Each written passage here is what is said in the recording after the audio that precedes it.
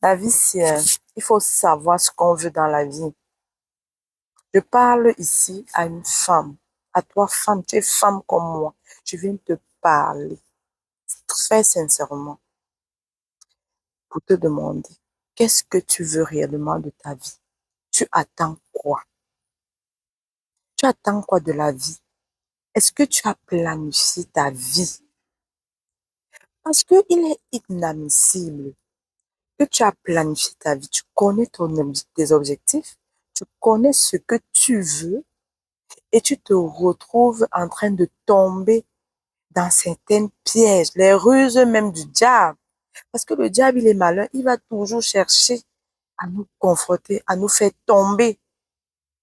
Mais il faut toujours qu'on se rappelle l'amour de Dieu, qu'on se rappelle de de notre planification, de nos projets.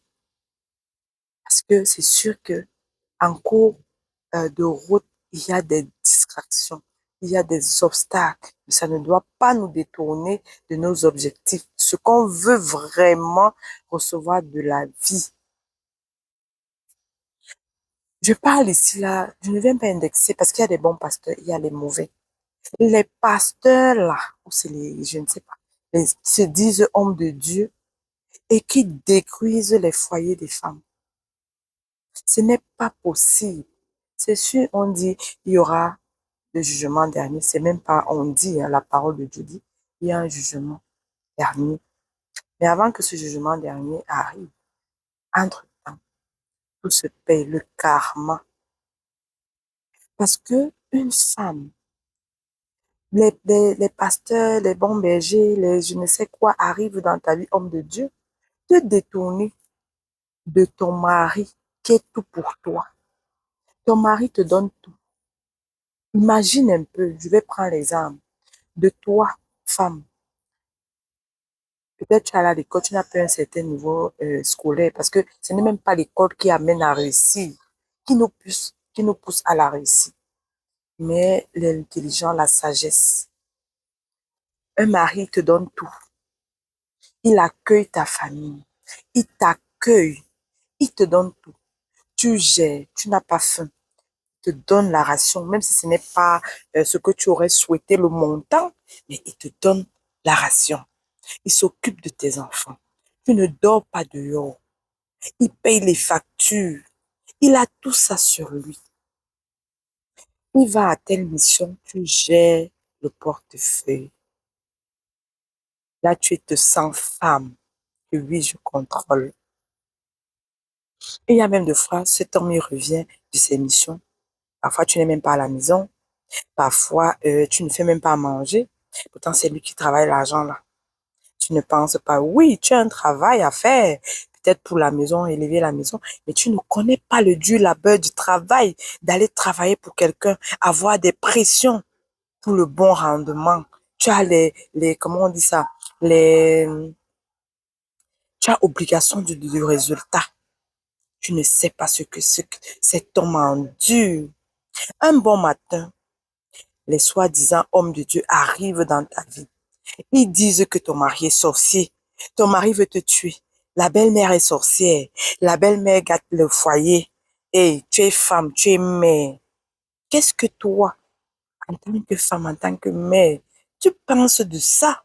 Parce que laisse d'abord que c'est la belle-mère. Toi-même, tu es mère, tu as une maman. Est-ce que tu acceptes ça d'un coup? Je ne refuse pas qu'il y a des cas, des exceptions. Mais avant d'accepter, réfléchis. Repars lire la parole de Dieu. Qu'est-ce que Dieu attend de moi en tant que femme, en tant qu'épouse? J'ai des devoirs, j'ai des obligations, j'ai j'ai un rôle à jouer dans mon foyer. Donc, ils arrivent, ils te disent tout ça.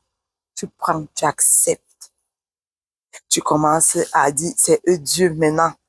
Tu négliges ton mari. L'homme qui t'a pris comme ça, là, il t'a positionné. Tu es à l'abri. En sachant que peut-être tu ne viens de nulle part. Parce que même quand on vient de quelque part, il faut compter d'abord sur soi. Pas sur l'héritage, pas sur la famille. Tu comptes sur tes moyens, sur tes compétences. Donc, si tu as passé le temps à dormir pendant que ton mari Il va dehors sous le soleil, sous la pluie, qu'importe la saison, qu'importe le temps. Fais attention. Prends-le avec deux mains. Aide ton mari. Soyez ensemble, soyez un. Parce que quand tu fais ça, tu acceptes, tu commences à traiter l'homme de trouille, même quand tu connais la vérité. C'est la femme qui bâtit sa maison.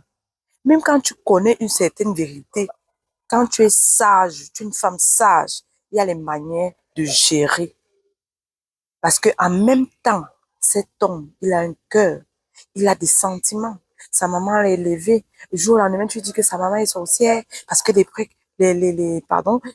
hommes de Dieu t'ont dit que ton mari, là, non, il veut te tuer. Il n'est pas bien. Et sa mère et ceci. Faisons attention. Nous-mêmes, nous sommes appelés à être des belles-mères. Tu es appelé à être une belle-mère. Si on dit ça de toi demain, peut-être parce que tu es très possessif, comment tu vas le prendre? Réfléchis. Réfléchis. Parce que tu peux perdre ce que tu possèdes comme ça. D'un coup, tu regrettes tout. Tout ce que tu as peiné à construire, tu te retrouves sans rien. La pire des choses, c'est que quand il y a les enfants au milieu, il faut faire attention. Parce que demain, là, tu ne seras plus. Qu'est-ce que tu laisses à ces enfants? Parce que ce n'est pas toujours le bien matériel, les richesses, l'argent qu'on laisse comme héritage. On laisse des hommes formés mentalement.